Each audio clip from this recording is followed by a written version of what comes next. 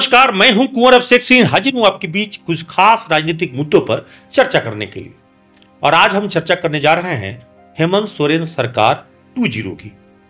दरअसल हेमंत पार्ट 2 की सरकार बनाने में एक सप्ताह का विलंब क्यों लगा? आज मंत्रिमंडल में 11 मंत्रियों ने शपथ लिया है। फॉर्मूला 6-4-1 का है। 6 झामुमो के, 4 कांग्रेस के और 1 आरजेडी कोटे के। तो एक सप्ताह का विलंब क्यों लगा? 28 नवंबर को ही मुख्यमंत्री हेमंत सोरेन ने शपथ ले लिया था, लेकिन अकेले लिया था। तब कहा गया था कि मंत्रिमंडल बनाने के लिए पार्टियों की तरफ से जो सूची बनाने का काम था वो किया जाएगा, उसके बाद होगा। तो इस एक सप्ताह में पार्टियों के भीतर में अंदरूनी जो समस्या रही है, किसको बनाया जाए नहीं बनाया जाए, जातीय संतुलन भी करना था, प्रमंडलीय संतुलन भी करना था, सबको साधना था। पिछले वाले मंत्रियों को रखना है कि बदल देना है, नए चेहरे को शामिल करना है, युवा चेहरे को शामिल करना है, ये तमाम तरह की बातें चल रही थी।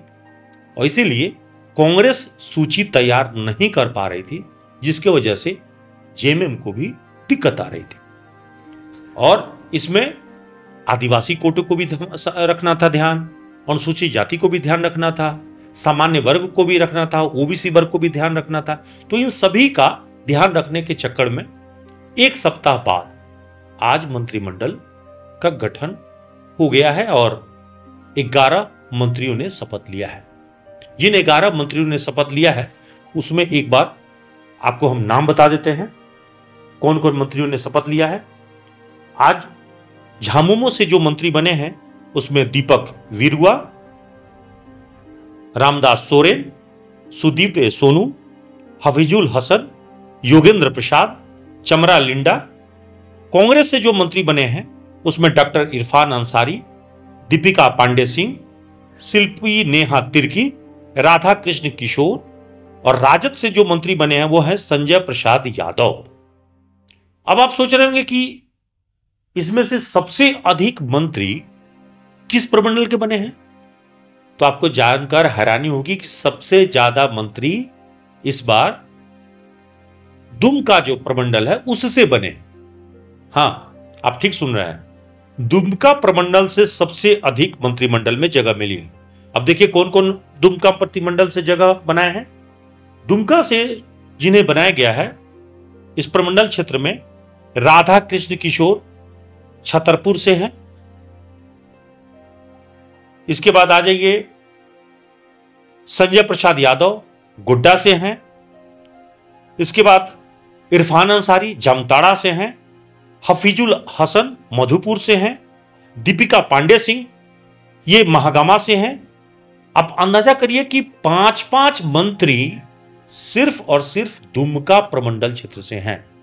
यानी संथाल जो क्षेत्र है उससे सबसे अधिक मंत्री बनाए गए हैं। 5-5 मंत्रियों को जगह दी गई है, वो सिर्फ संथाल से। संथाल के अलावा कोल्हान से भी जगह मिली है।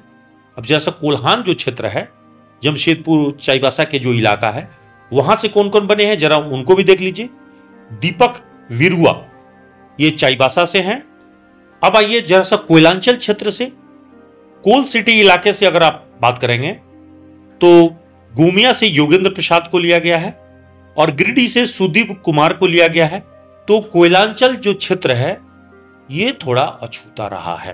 अब देखो कोयलांचल क्षेत्र में जिनकी चर्चा काफी ज्यादा जोर शोर से चल रही थी, बेरमो विधायक कुमार जयमंगल सिंह उर्फ अनूप सिंह की, उनको भी मंत्रिमंडल में जगह देने की चर्चा हो रही थी, लेकिन कतिपय कारणों से उनको मंत्रिमंडल में जगह नहीं मिली है। जबकि पिछले बार भी उनको मंत्रिमंडल में जगह देने की बात कही गई थी, आश्वासन भी दिया गया था, लेकिन इस बार भी उनको जगह नहीं मिली।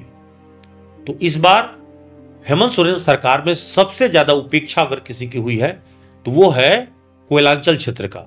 और उसके पीछे का कारण यह है कि 4 बार के विधायक मथुरा प्रसाद महतो को न पिछले बार मंत्रिमंडल में जगह मिला था हेमंत सोरेन पार्ट 1 में, और न ही पार्ट 2 में उनको जगह मिला है। उनके जगह पे ही योगेंद्र प्रसाद को यहां पे मंत्रिमंडल में जगह दिया गया है। तो इसका मतलब है कि हेमंत सोरेन सरकार में अगर सबसे ज्यादा उपेक्षा किसी की गई है तो वह है मथुरा प्रसाद महतो।